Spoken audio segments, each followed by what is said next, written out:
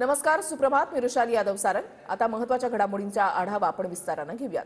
राहुल गांधींच्या भारत जोडो न्याय यात्रेचा राज्यामधला आजचा चौथा दिवस आहे. राहुल गांधींची यात्रा आज पालघर जिल्ह्यामध्ये दाखल होणार आहे.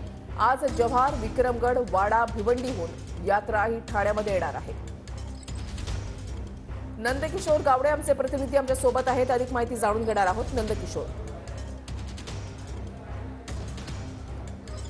नक्कीच वृषाली, गेल्या 4 दिवसापासून राहुल गांधींची भारत जोडो न्याय यात्रा ही महाराष्ट्रात मोठ्या जल्लोषात खरं तर राहुल गांधी यांचं स्वागत होते. आजचा चौथा दिवस आहे आणि आजचा पालघर जो जिल्हा आहे त्या पालघर जिल्ह्यामध्ये राहुल गांधींची भारत जोडो न्याय यात्रा प्रवेश करणार आहे. खरं तर गेल्या 3 दिवसापासून ठिकठिकाणी राहुल गांधींचं जल्लोषात स्वागत होतंय. आज सुद्धा पालघरमध्ये विजयस्तंभ आणि वाडा या ठिकाणी मोठं स्वागत, जंगी स्वागत केलं जाणार आहे. वाडा या ठिकाणी राहुल गांधी पुन्हा एकदा केंद्र सरकारवरती किंवा राज्य सरकारवरती पुन्हा निशाणा साधतील. महत्त्वाचं म्हणजे पालघर जिल्हा हा आदिवासींचा जिल्हा म्हणून सुद्धा ओळखला जातो. त्यामुळे पहिल्या दिवशी राहुल गांधी जेव्हा नंदुरबारमध्ये होते तेव्हा आदिवासींच्या न्याय हक्कांसाठी राहुल गांधी यांनी केंद्र सरकारवरती किंवा मोदींवरती टीका केलेली होती. त्यामुळे आज सुद्धा पुन्हा राहुल गांधी मोदींवरती काय टीका करतात हे सुद्धा पाहणं महत्त्वाचं ठरणार आहे. मात्र आजचा चौथा दिवस 8:30 वाजता राहुल गांधी यांची ही यात्रेला सुरुवात होईल. मात्र काल जर पाहिलं तर नाशिकमध्ये सुद्धा राहुल गांधींचं मोठं स्वागत करण्यात आलेलं होतं. आज 8:30 ते 9 वाजताच्या दरम्यान राहुल गांधींची पुन्हा यात्रा सुरू होईल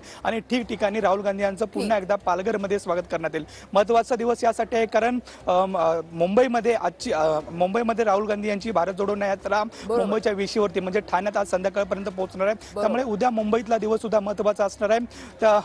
नक्कीच धन्यवाद नंदकिशोर दिलेल्या सविस्तर माहितीसाठी.